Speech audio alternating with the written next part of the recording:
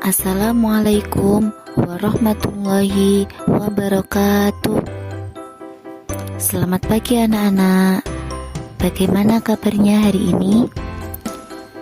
Pada kesempatan kali ini, kita akan mempelajari mata pelajaran akidah akhlak dengan tema keutamaan dan keistimewaan Al-Quran. Nah, tujuan pembelajaran kita pada hari ini yaitu yang pertama, peserta didik dapat memahami sejarah diturunkannya Al-Quran. Yang kedua, peserta didik dapat memahami pengertian dan hakikat Al-Quran. Nah, langsung saja kita masuk pada materi yang pertama, yaitu sejarah diturunkannya Al-Quran. Al-Quran diturunkan oleh Allah kepada Nabi Muhammad SAW melalui malaikat Jibril di Gua Hira, Mekah, Arab Saudi. Al-Quran turun berangsur-angsur selama 22 tahun, 2 bulan, 22 hari, atau sekitar 23 tahun. Wahyu yang pertama turun adalah Surah Al-Alaq ketika Nabi Muhammad SAW berusia 40 tahun pada tanggal 17 Ramadan. Pada saat itu, Nabi Muhammad tengah bertahanus atau menyendiri di Gua Hira. Sedangkan wahyu yang terakhir yaitu ketika Nabi Muhammad sedang melaksanakan haji wada. Kemudian setelah wahyu diterima, kemudian Nabi Muhammad membacakan kepada para sahabat yang mendengarnya. Para sahabat diperintahkan untuk mencatat ayat-ayat tersebut di atas. Setelah wahyu diterima, kemudian Nabi Muhammad membacakan kepada para sahabat yang mendengarnya. Para sahabat diperintahkan untuk mencatat ayat-ayat tersebut di atas kayu, pelepah kurma, di atas batu, tulang unta, dan lain sebagainya. Di antara para sahabat yang ditunjuk dan ditetapkan oleh Rasulullah sebagai pencatat wahyu yaitu Abu Bakar, Umar bin Khattab, Utsman bin Affan, Ali bin Abi Thalib, Muawiyah, Zaid bin Sabit, Ubay bin Ka'ab, Khalid bin Walid, dan Sabit bin Qais. Nah, kemudian kita masuk pada materi yang kedua yaitu tahap proses turunnya Al-Quran. Yang pertama yaitu Al-Quran turun secara sekaligus dari Allah ke Lauhul Mahfudz. Kemudian yang kedua, Al-Quran diturunkan dari Lauhul Mahfudz ke Baitul Izzah atau langit dunia. Kemudian tahapan yang ketiga yaitu Al-Quran diturunkan dari Baitul Izzah atau langit dunia ke dalam hati Nabi Muhammad melalui perantara malaikat Jibril. Nah, kemudian cara Al-Quran diturunkan kepada Nabi Muhammad ada 4 cara.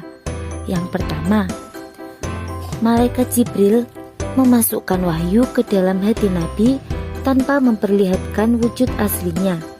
Dalam hal ini, Nabi tidak melihat sesuatu apapun, hanya merasa bahwa wahyu itu sudah berada di dalam kalbunya.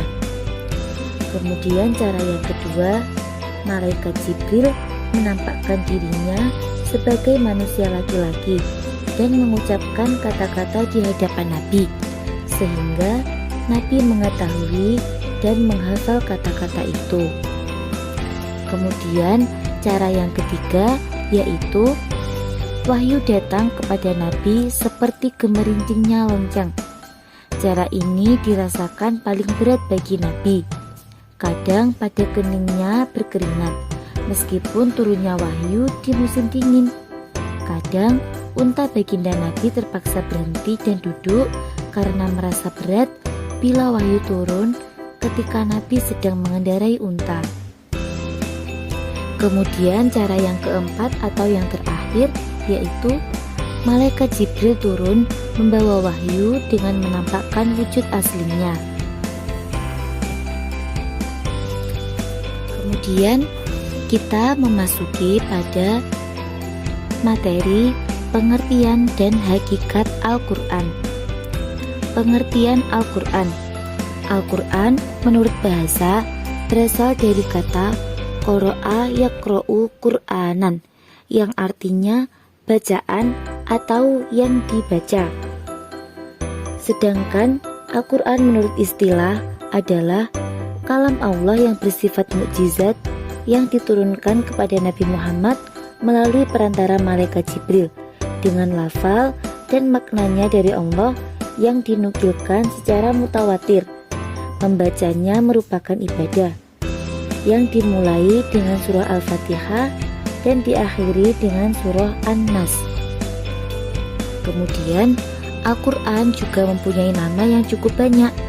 Di antara nama-nama lain Al-Quran yaitu yang pertama Al-Kitab yang berarti kitab atau buku. Yang kedua Al-Furqan yang berarti pembeda. Yang ketiga Al-Dzikr yang berarti peringatan. Yang keempat Al-Huda yang berarti petunjuk. Yang kelima An-Nur atau yang berarti cahaya. Dan yang keenam yaitu Al-Bayyinah yang berarti keterangan. Selanjutnya yaitu periodisasi turunnya Al-Quran. Para ulama ulumul Quran membagi sejarah turunnya Al-Quran dalam dua periode, yaitu periode sebelum Nabi Hijrah dan periode sesudah Nabi Hijrah. Ayat-ayat yang turun pada periode pertama atau ketika sebelum Nabi Hijrah dinamai ayat-ayat Makkiyah. Sedangkan ayat-ayat yang turun pada periode kedua yakni sesudah Nabi Hijrah dinamai sebagai ayat-ayat Madaniyah. Nah, yang pertama yaitu periode Mekah. Periode Mekah yaitu ayat Al-Quran yang turun sebelum Nabi Muhammad melakukan hijrah ke Madinah. Pada periode Mekah turun surat yang berjumlah 86 surat. Diturunkan selama 12 tahun lebih 5 bulan.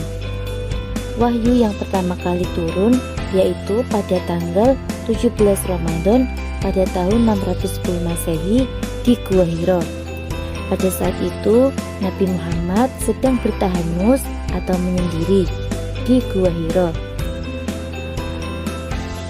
Surat yang turun pada saat itu yaitu surah Al-Alaq ayat 1 sampai 5. Nah, pada periode Mekah telah menimbulkan bermacam-macam reaksi di kalangan masyarakat Arab ketika itu. Reaksi-reaksi tersebut nyata dalam 3 hal pokok, yaitu yang pertama, segolongan kecil dari mereka menerima dengan baik ajaran-ajaran Al-Quran. Yang kedua, sebagian besar dari masyarakat tersebut menolak ajaran Al-Quran karena kebodohan mereka atau karena adanya maksud-maksud tertentu dari satu golongan. Kemudian yang ketiga, dakwah Al-Quran mulai melebar melampaui perbatasan Makkah menuju daerah-daerah sekitarnya.